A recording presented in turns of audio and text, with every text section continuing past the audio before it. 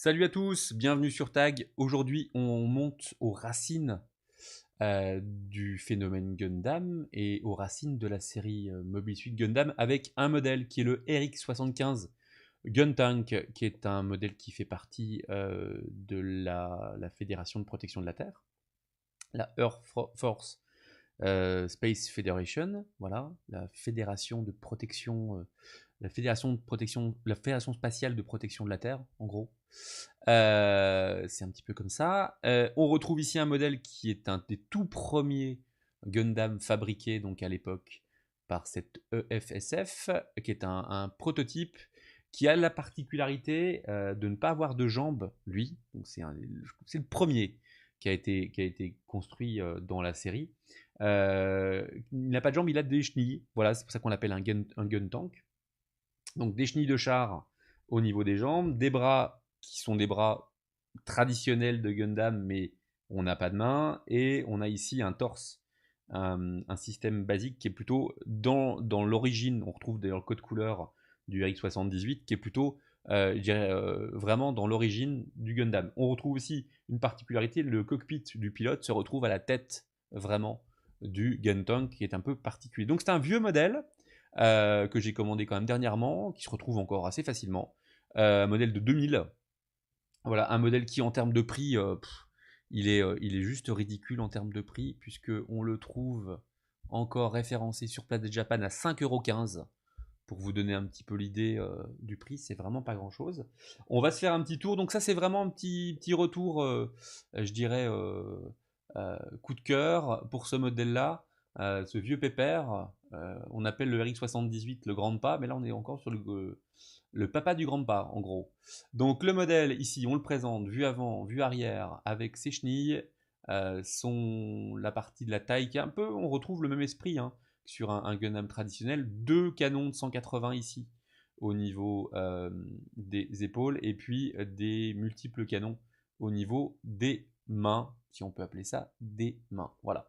Donc on est en plein dans l'Universal Century, il n'y a pas de problème. On est sur le modèle numéro 7 de l'Universal Century, donc on est vraiment dans les tout premiers de la production de cette série. Voilà, donc ici on retrouve un petit peu la vision au niveau ici des guns au niveau des mains, et ici des deux canons de 180. Donc un modèle, voilà, 800 yens. On n'est vraiment pas hyper cher. Voilà, allez, on déballe. Ça va être court, ce petit unboxing là, parce qu'effectivement, on n'est pas sur un modèle très complexe, et on est plutôt sur le côté nostalgie. Ici, deux sachets, une notice. On va faire le point ensemble. Hop. On range tout ça. Donc ici, premier sachet.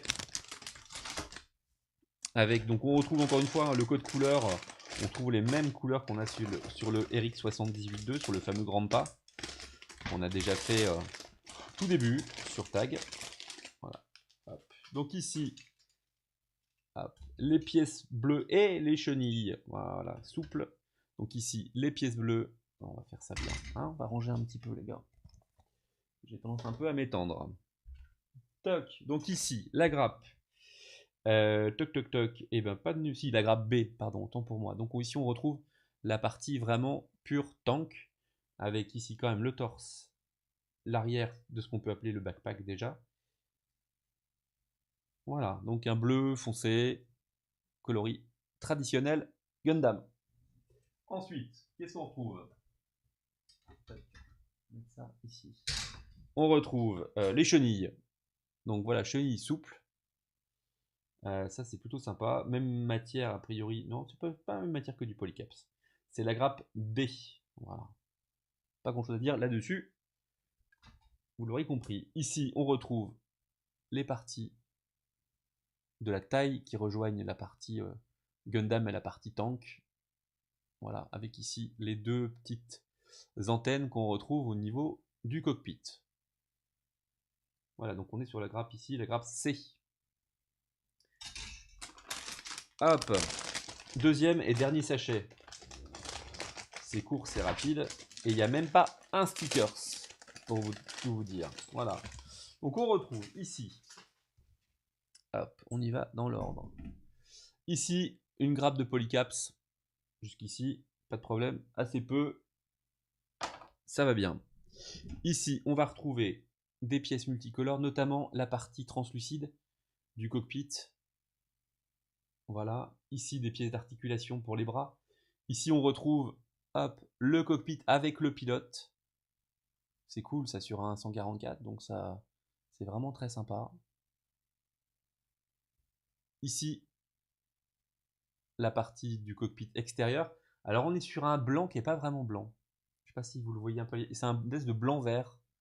Est-ce que c'est l'injection de l'époque qui fait ça? Je ne sais pas. Mais en tout cas, on est sur un blanc qui n'est pas vraiment un blanc. Voilà. Ici, donc les parties jaunes. Toc, avec notamment les pièces qui vont sur le côté de la taille. Voilà. En tout cas, au niveau gravure, au niveau moulage, c'est toujours aussi impeccable.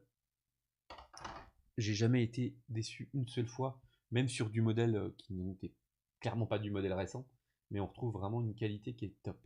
Donc ici, la grappe A2, on va retrouver donc les pièces des bras, les guns ici, les canons de 180 ici à assembler.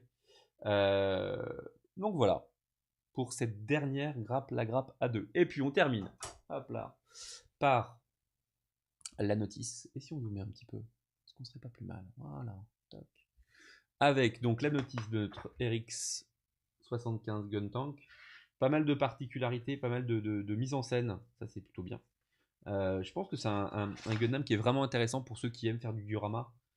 Ça mérite d'être présenté en forme de diorama. Voilà, il a vraiment un intérêt intéressant. Un intérêt pour les gens qui veulent faire du diorama. Le look fait pas rêver, c'est plutôt vraiment le côté nostalgique de la chose. Euh, ce Gundam. Voilà.